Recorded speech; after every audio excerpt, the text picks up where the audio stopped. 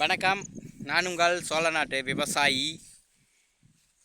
விவசாயிகளை பற்றி ரொம்ப எப்படி நிறைய பேர் வந்து என்னப்பா விவசாயின்லாம் வீடியோ போடுறாங்க அப்படின்லாம் நினச்சிருப்பாங்க.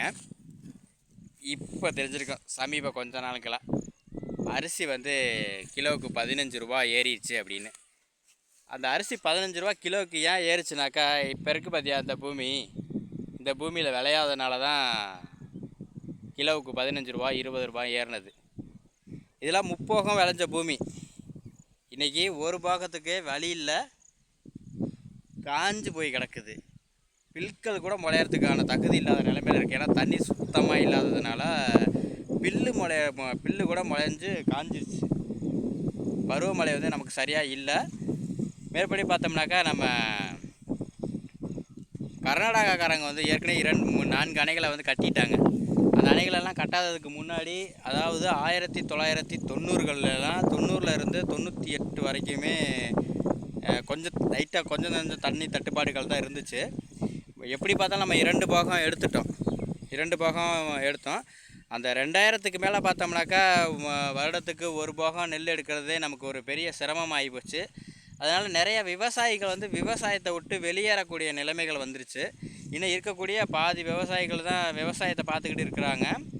மேற்படி பார்த்தோம்னா நம்ம கர்நாடகாவில் மறுபடியும் ஒரு அணையை கட்டி நமக்கு தமிழகத்துக்கு வரக்கூடிய தண்ணியை வந்து தடுக்கிறாங்க. அந்த அணைகள் வந்து கட்டி முழுமையை அடைஞ்சிடுச்சுன்னா, இப்போ பார்க்குறோம்ல, இந்த இடம்லாம் ஒரு பாகம் இல்லை, ஒரு நாளும் விளையாது. இந்த என்னோட குக்கிராமம் தான். என்னோட கிராமத்திலேயே ஒரு பாகம் கூட நெல் விளையாத நிலைமைக்கு போயிடும். வானம் பார்த்த பூமியாக தான் இருக்கும். இது எப்போ மழை பெய்யுதோ அன்னைக்கு தான் இந்த இடத்துல வந்து நம்மளால் ஏதாவது ஒன்றும் பண்ண முடியும். நெல் போட முடியாது, சோளம், கம்பு, துவரை இந்த மாதிரி தான் நம்மளால் போட முடியும். அந்த மாதிரி விவசாயம் தான் நம்ம பண்ண முடியும். நெல் விவசாயம், நஞ்சை விவசாயம் நம்மளால் செய்ய முடியாது. அன்றைக்கி வந்து அரிசி ரேட்டு இன்றைக்கி 15 ரூபா ஏறிடுச்சு. ஒருவேளை மேகதாதுல வந்து அணை கட்டிட்டாக்கா தமிழகத்தில் விளையக்கூடிய விளைச்சல் நிலங்கள், விவசாய நிலங்களை முற்றிலுமாக அழிஞ்சிரும். அன்றைக்கி அரிசியோட விலை வந்து கிலோவுக்கு 100 ரூபாய் கூட ஏறலாம். சிலர் வந்து சொல்லலாம், நாங்கள் ஏன் கிலோவுக்கு 100 ரூபா கொடுத்து வாங்கணும், வெளி மாநிலத்தில் இருந்தோ வெளி ஸ்டேட்லேயே வெளிநாடுகளில் இருந்து நாங்கள் வந்து அரிசியை டன் கணக்கில் கொள்முதல் பண்ணுவோம். இந்த காப்பான் படத்தில் சொல்லுவாங்களே, அந்த மாதிரி டன் கணக்கில் வந்து நாங்கள் கொள்முதல் பண்ணுவோம் அப்படின்னு கூட சொல்லலாம், அரசுவே சொல்லலாம். அந்த வெளிநாடுகளில் விளைஞ்சு வரக்கூடிய அரிசியை நம்ம சமைச்சு சாப்பிடும் பொழுது என்னென்ன பிரச்சனைகள் வரும்னாக்கா, இப்போ நான் வந்து என் கிராமத்தில் விளைஞ்ச நெல்லை வந்து அரிசியாக்கி நான் வந்து சமையல் பண்ணி சாப்பிட்றேன். அப்படிங்கிறப்ப எனக்கு தேவையான எதிர்ப்பு சக்தி, இந்த மண்ணின் மைந்தன்கிறத வந்து இந்த மண்ணில் விளைஞ்சதே நான் சாப்பிட்றதுனால இந்த மண்ணின் மைந்தன்கிறப்ப எனக்கு இயற்கையாக வரக்கூடிய வியாதிகள், நோய்களுமே இயற்கையாகவே குணமாயிரும்.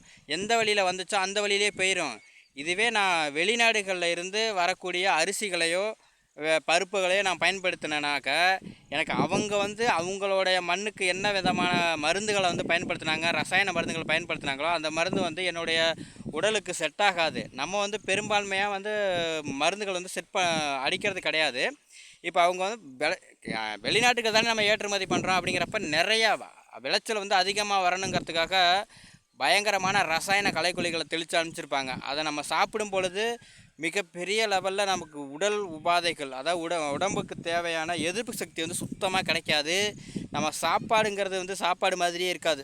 பேருக்கு நம்ம சாப்பிடுவோம், வயிறு நிறையும், அவ்வளோதான். அதை இந்த நம்ம வெளிநாடுகளிலிருந்து வரக்கூடிய அரிசிகளை நம்ம சாப்பிடும்போது நம்ம அதிகப்படியாக மருத்துவரை, அதாவது டாக்டரை போய் நாட வேண்டிய கட்டாயம் ஏற்படும். நம்ம சம்பாதிக்கக்கூடியது ஒரு மாதத்தில் ஒரு 15 to 20,000 வரைக்கும் நம்ம சம்பாதிச்சோம்னா நம்ம டாக்டருக்கு கொடுக்க வேண்டிய காசே அதை விட அதிகமாகவே இருக்கும்.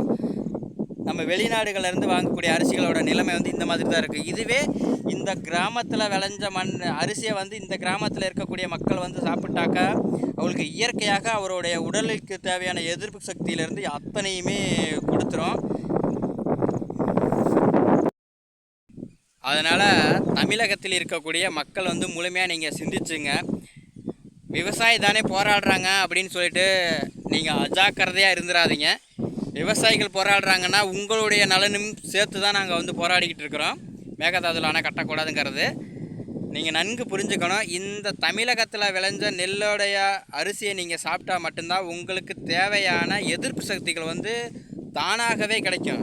இல்லைன்னா எலும்பு தேய்மானத்துக்கு கால்சியம் டேப்லெட்டும் சிகப்பணுக்கள் குறைபாடுகளுக்குன்னு ஒவ்வொரு இதுக்கும் நீங்கள் வந்து தனிப்பட்ட முறையில் தான் தனித்தனியாக டேப்லெட்டாக எடுக்க வேண்டியது இருக்கும்.